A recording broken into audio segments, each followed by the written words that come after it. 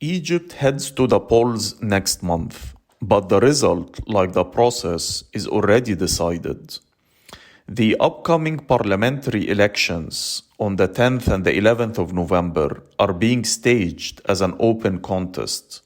But in truth, the field has been cleared, filtered, and priced out long before any ballot is cast.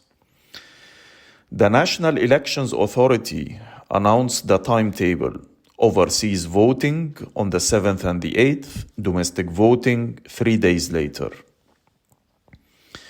But the meaningful part of this race did not unfold at polling stations. It played out in courtrooms, ministries, and security offices that determine who may run and on what terms. The system itself guarantees control. Egypt's hybrid model blends individual seats with winner-takes-it-all lists that require 50% of the vote to win representation. In practice, that threshold makes it nearly impossible for smaller or independent parties to win unless they join regime-approved coalitions. It's a mechanism of exclusion disguised as proportionality. Earlier this year, redistricting laws reshaped constituencies but left the system's core untouched, ensuring another compliant parliament. The Senate elections last summer offered a preview. Regime lists swept the field, turnout barely scraped 17%, and officials spun apathy as order. And now the machinery of control runs even deeper into candidates' own bodies. For the first time, anyone seeking office must pass a government-supervised medical screening, including a urine test for drugs and alcohol. The Health Ministry issued a list of 26 designated labs across the country. Applicants must prove they are free of, quote, intoxicants, end quote, and only results certified by these state-run centers are accepted. The test sounds technical. In reality, it's a political filter. Take the case of Muhammad Abdel Halim, a Socialist Popular Alliance candidate in Mansoura. His initial sample allegedly tested positive. He took a second test at the very same lab and came out clean. Authorities still rejected his appeal. The message is unmistakable. The test isn't about drugs, it's about discipline. This new filter joins older ones. Just days before campaigning began, the Supreme Administrative Court upheld the exclusion of former left-wing MP Haytham el-Hariri because he had been exempted from military service. A personal status issue suddenly became a political disqualifier. The precedent allows the state to bar anyone with a similar exemption, potentially thousands, from running. A bureaucratic technicality now doubles as a loyalty test. Money, too, remains a decisive barrier. Getting on the ballot can cost about 41,000 Egyptian pounds, roughly $860 US dollars. But insiders say a secure route to seat can cost up to 50 million Egyptian pounds, or about $1 million US dollars. That figure comes from regime insiders who speak of seats the same way traders speak of commodities. For opposition parties, the message is simple: pay up, play along, or stay out. Under these conditions, Parliament isn't an institution, it's an investment. A chamber vote filtered and immunized against dissent. The bigger question is what this election means beyond the ballot box.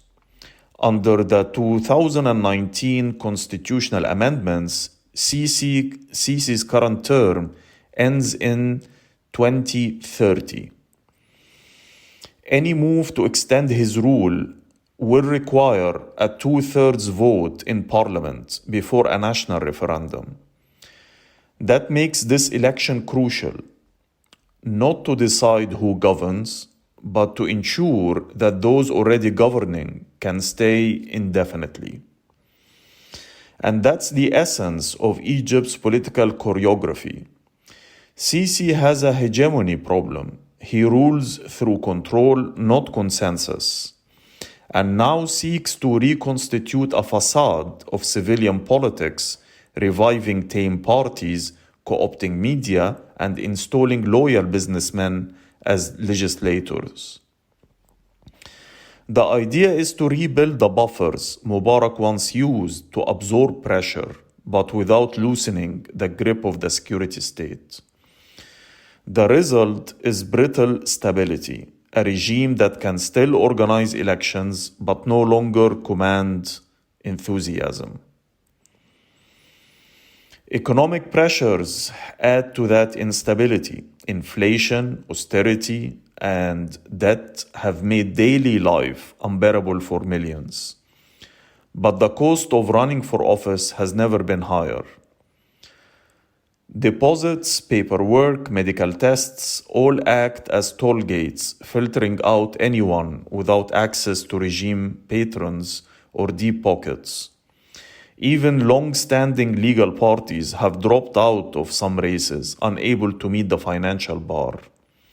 Politics has become pay-to-play. Meanwhile, the judiciary, once a potential check, has become part of the filtering mechanism. Legal tweaks in 2024 expanded military jurisdiction over civilians, while the courts increasingly interpret laws in ways that serve the executive. Combine that with the new drug testing regime and the military service ruling, you have a seamless system of control wrapped in the language of legality. When election day arrives, the spectacle will be familiar. Orderly polling stations, glossy posters, low turnout, and headlines about, quote, smooth participation, end quote.